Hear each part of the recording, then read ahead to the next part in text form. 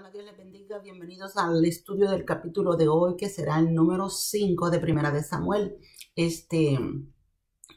La semana anterior estuvimos viendo el capítulo número 4, donde vimos que el pueblo de Israel había perdido el arca del pacto. Pero esto no era más que obra de Dios para darle una oportunidad a este pueblo pagano, a este pueblo que tenía muchos dioses, de poder convertirse a Dios. Así es que vamos a orar para poner este tiempo en las manos del Señor. Oremos. Padre, te doy gracias, Señor, porque tú eres bueno y porque para siempre es tu misericordia. Gracias por permitirnos, Señor, estar aquí estudiando tu palabra, Señor, leyendo tu palabra, bendito Dios. Lléname de sabiduría y de entendimiento, Padre, y prepara la mente y el corazón de todos aquellos que van a recibir esta palabra, Señor, en el nombre poderoso de Jesús. Amén y amén. Como les decía, en el capítulo anterior vimos cómo el pueblo de Israel había perdido el arca del pacto, pero era por causa del pecado de ellos que la presencia de Dios se estaba retirando de ellas. De hecho, los últimos versículos vimos a la nuera de Elí, que estaba embarazada, pero que le vinieron los dolores de parto por la situación de que se habían robado el arca del pacto, y que le había puesto a su hijo Icabod, que significa la gloria de Dios es traspasada, pero no había sido traspasada porque los filisteos fueran más poderosos, sino porque esa era la voluntad de Dios, ya que este pueblo de Israel había llevado el arca del pacto a la batalla sin consultarle, sin buscar la dirección de Dios, sin saber si eso era lo que Dios quería hacer. Así es que se la llevan y pues pierden la batalla. Perdieron en la primera batalla 4,000 hombres y en la segunda perdieron 30,000. Así es que fue una gran derrota la que sufrió el pueblo de Israel en esa ocasión, donde también murió los hijos de Elí,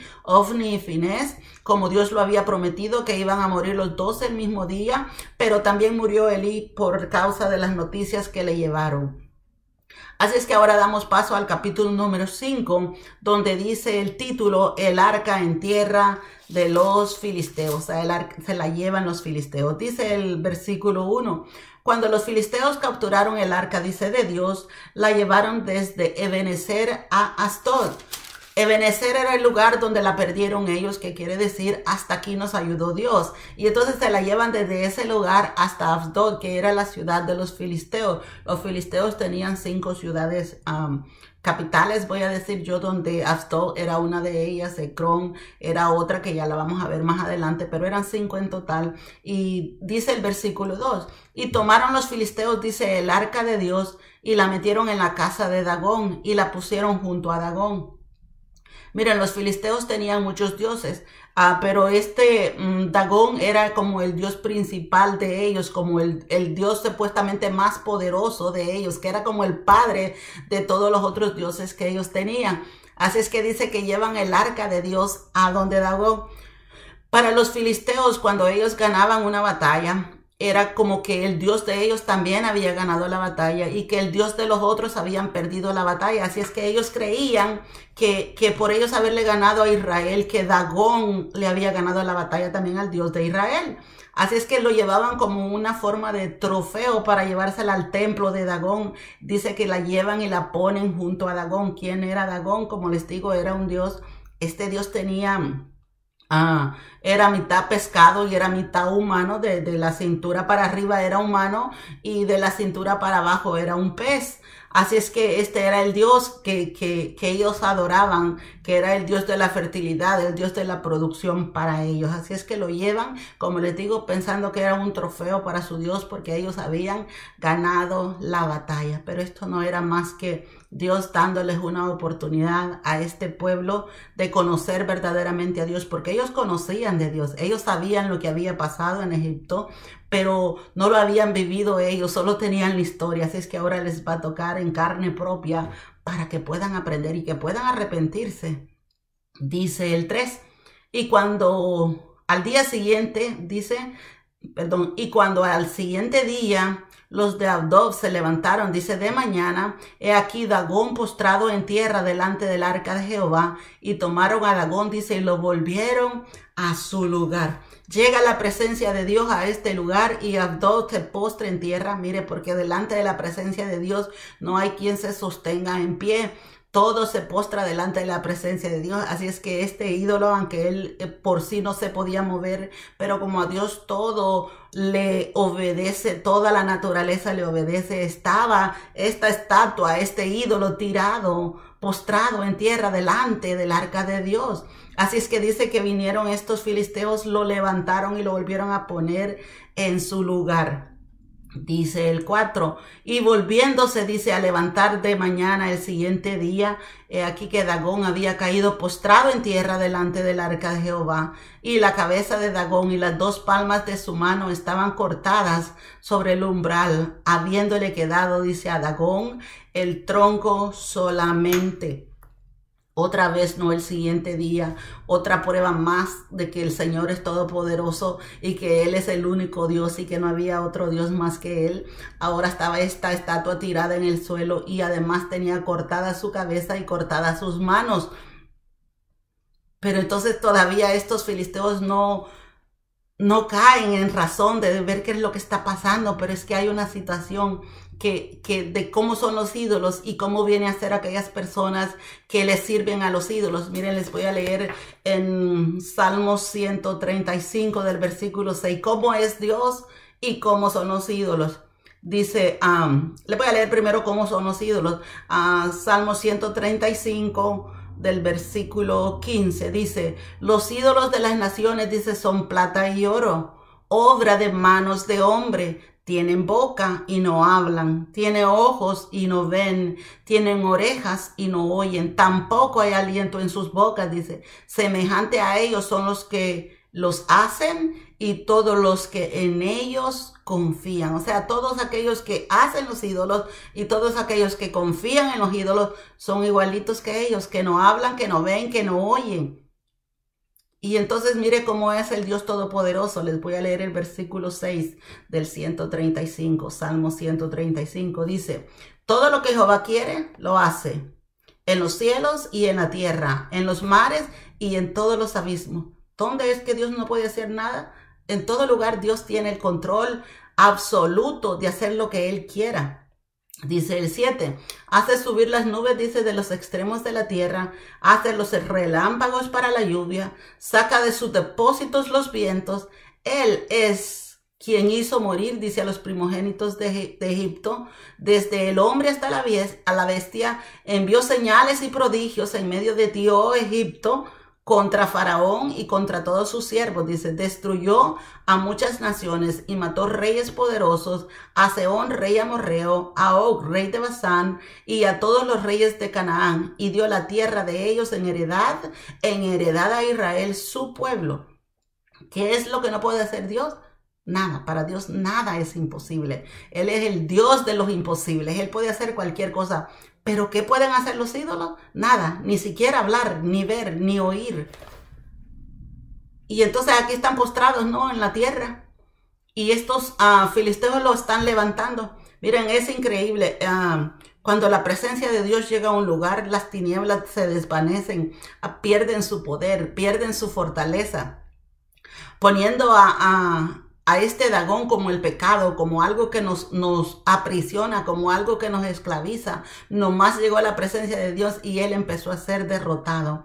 Muchas veces nosotros en nuestra vida queremos limpiarnos por nuestros propios medios, queremos ser libertados por nuestros propios medios, pero no lo vamos a lograr. Tenemos que enfocarnos en Dios, llenarnos de Dios, y la presencia de Dios va a echar fuera cualquier situación que estemos viviendo, cualquier adicción que tengamos nosotros penetrada en nuestra vida, cualquiera que sea. Mire, si nosotros nos enfocamos más en Dios, ella misma va a ir desapareciendo. Pero muchas veces nosotros nos enfocamos mucho. Por ejemplo, les voy a decir un ejemplo, a la drogadicción. Si nosotros tenemos ese problema, nos enfocamos, oh no, yo tengo que dejar las drogas, y vivimos pensando en las drogas, y entre más lo pensamos, más poder le damos a las drogas. Pero si en lugar de estar pensando en las drogas, nos concentramos en alabar a Dios, en buscar a Dios, en servirle a Dios, en hacer lo que a Dios le agrada, mire, esa ansiedad se va a ir terminando ella sola poco a poco, porque cuando la luz de Dios llega, las oscuridades se desvanecen. Así es que Dios les está dando una oportunidad a este pueblo cuando él llega a ese templo de Dagón, viendo que Dagón estaba minimizado, Dagón estaba derrotado, pero esta gente no lo entiende así. Entonces dice, fíjese lo que dice en el versículo 5. Por esta causa, dice, los sacerdotes de Dagón y todos los que entran en el templo de Dagón no pisan el umbral de Dagón, dice en Asdod hasta hoy. Mire, idolatraron el espacio donde cayó Dagón. En lugar de decir, este Dagón no sirve para nada, este es el Dios verdadero, el Dios de Israel es el fuerte y el poderoso. No, ahora dice que no pisan ese lugar donde cayó él, porque allí cayó él y lo tienen idolatrado ese lugar ahora. Qué tremendo, ¿no? La ceguera espiritual que hay cuando alguien sirve a ídolos y no puede reconocer en realidad que el único Dios verdadero es Dios, Padre, Hijo y Espíritu Santo, y que solamente a Él se le puede pedir y solo a través de Él se puede pedir también a través de Jesús. Y ellos están aquí, así es que ahora han idolatrado este lugar, que ya nadie se puede parar donde cayó Dagón. Y miren lo que pasa en el 6. Dice, y se agravó, dice, la mano de Jehová sobre los de Asdod, y los destruyó, dice, y los hirió con tumores en Asdod y en todo su territorio. Dios les da la oportunidad, ¿no?, de que reconozcan que Él era Dios. Les da la oportunidad a través de derribando aquello que los encarcelaba. Pero ellos, en lugar de liberarse de estos ídolos, los volvieron a levantar, los volvieron a posicionar en su puesto. Y entonces dice que ahora la mano de Dios se agravó sobre ellos. Y me gusta cómo mencionan la mano de Dios, aunque no se ve la mano, pero dice que el Dios está cuidándonos con su mano fuerte y poderosa y que nos tiene en la palma de su mano, porque Él sí tiene manos, Él sí tiene poder en su mano, no como estos dioses que Dios le corta la mano, pero era simbolizando que en realidad ellos no podían hacer nada. También le corta la cabeza, simbolizando que no tenían ningún reino, ninguna gloria, no había dónde ponerle gloria a ese Dios que había caído al suelo. Pero entonces ahora la mano de Dios se agravó porque los juicios de Dios llegan tarde o temprano. Mire, si nosotros no queremos aceptar a Jesucristo como nuestro Salvador, el día que lleguen los juicios nos va a castigar, nos va a ir mal, nos va a doler mucho por despreciar la sangre del Señor Jesucristo. Para esta gente Dios les estaba pagando la culpa de sus pecados, porque ahora ya son culpables, porque Dios se está presentando allí frente a ellos y ellos no lo están reconociendo, no lo están aceptando como su Dios. Así es que ahora la causa de su pecado, ahora sí, Dios los está castigando. Dice que iba con mano dura, porque mire, ponerse en contra del Señor es lo peor que le puede pasar. Que la gloria de Dios lo deje y que usted esté del lado del enemigo, el castigo va a ser duro y severo. Así es que dice que los destruyó y los hirió con tumores en Asdod, dice, y en todo su territorio. Dice el 7. Y viendo esto, dice, los de Asdod dijeron, no quede con nosotros el arca de Dios de Israel, porque su mano es dura sobre nosotros y sobre nuestro Dios Dagón. O sea, el Dios Dagón no se podía defender él solo. Así es que dicen que no quede con nosotros. Mire, esa es otra situación que pasa en la humanidad, que una vez que somos confrontados con el pecado, en lugar de nosotros corregir la situación, en lugar de pedir perdón, en lugar de arrepentirnos, lo que hacemos es que echamos a Dios afuera. Le decimos, no, Dios, no te queremos porque tú no nos permites hacer esto y esto otro. Así es que eso estaban haciendo ellos. No, pues en lugar de arrepentirse, dice, mejor echemos a Dios de nuestro lado, porque está siendo severo con nosotros y con nuestro Dios. El Dios que los podía defender, ¿por qué no los estaba defendiendo ahora? ¿Por qué no los estaba librando? Pero todo eso ellos no podían entenderlo, ni se pudieron dar cuenta de que su Dios en realidad no era nada. Dice el 8. Convocaron pues, dice, a todos los príncipes de los filisteos y les dijeron, ¿qué haremos del arca de Dios de Israel? Y ellos respondieron, pásese el arca de Dios de Israel a Gat. Y pasaron, dice, allá el arca de Dios de Israel. Gat era otra ciudad de los filisteos. Miren, hasta este momento ellos no estaban pensando en regresarla al pueblo de Israel, porque como les repito, ellos pensaban que era un trofeo que se habían ganado, era un trofeo para ellos y regresarlo era como aceptar que que estaban derrotados por el arca del pacto. Así es que la mantienen por un largo tiempo, la mantienen por 7 meses. Imagínense qué testarudos, qué tercos. Dice que estaban sufriendo de tumores. Era algo difícil y doloroso, muchos estaban muriendo, pero ni aún así no la pensaban regresar a su tierra, sino que se la mandaron a otro pueblo de los filisteos, a Gat. Así es que se los mandan a ellos porque pues a ellos ya les está yendo muy mal con el arca de Dios ahí. Así es que dice el 9, y aconteció, dice, que cuando la habían pasado, o sea, cuando la pasaron para este otro lugar, dice, la mano de Jehová estuvo contra la ciudad, dice, con gran quebrantamiento, y afligió a los de aquella ciudad, dice, desde el chico hasta el grande, y se llenaron de tumores. O sea, también los atacó con tumores a esta otra ciudad de Gat. Y vamos a ver lo que pasa en el 10. Entonces, dice, enviaron el arca de Dios a Ecrón. Ya va la tercera ciudad de los filisteos. Ahora la mandan para Ecrón. Y dice, y cuando el arca de Dios vino a Ecrón, dice, los ecronitas dieron voces diciendo, han pasado a nosotros el arca de Dios de Israel para matarnos a nosotros y a nuestro pueblo.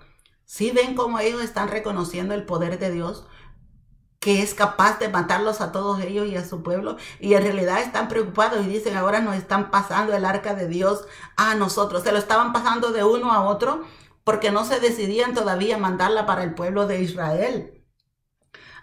Pero al pasarla donde ellos, pues lo que hacía es que también les llegaba el juicio a cada uno de ellos. Y estos estaban preocupados porque dice que dijeron, oh, la han pasado a nosotros el arca de Dios de Israel para matarnos a nosotros, dice, y a nuestro pueblo. Ellos sabían que así como estaban muriendo en los otros pueblos, así les iba a tocar a ellos. Dice el 11, y enviaron, dice, y reunieron a todos los príncipes de los filisteos, diciendo, enviad el arca del Dios de Israel, dice, y vuélvase a su lugar, y no nos mate a nosotros, ni a nuestro pueblo, porque había, dice, consternación de muerte en toda la ciudad, y la mano de Dios se había agravado ahí. Ok, dice, échenla fuera, llévenla, mándenla otra vez para el pueblo de Israel. Como les digo, no reconocían el poder de Dios, pero no se hicieron a servirle a Dios, sino que prefirieron mejor sacar a Dios de sus vidas. Mire qué grande y tremendo hubiera sido que ellos hubieran dicho, oh, este es el Dios Todopoderoso, pidámosle perdón, arrepintámonos de lo que hemos hecho, de lo que estamos haciendo, y sirvámosle a este Dios Todopoderoso, porque lo estaban viendo como era de poderoso, pero no, por el contrario, decidieron mejor sacarlo, echarlo fuera para poder ellos seguir viviendo la vida que llevaban. Miren, la situación de los otros dioses era, pues no les exigían nada, ellos hacían lo que querían, y como no eran dioses en realidad, pues no los castigaban de ninguna manera. Así es que por eso ellos preferían estar tras la idolatría de estos otros dioses y no se convertían al Dios Todopoderoso. Así es que dice el 12, y los que no morían, dice, eran heridos de tumores, y el clamor de la ciudad subió al cielo. Los que no eran muertos, los que no morían por el castigo de Dios, dice que fueron abatidos con estos tumores, y que subió el clamor, dice, de la ciudad, subía hasta el cielo. ¿El clamor de quiénes? De los filisteos. Estaban clamando, estaban adorando a Dios. Perdón, no adorando a Dios, estaban clamando por misericordia a Dios, pero no se convirtieron a Dios. No le pidieron perdón ni dijeron, Señor, te queremos servir a ti.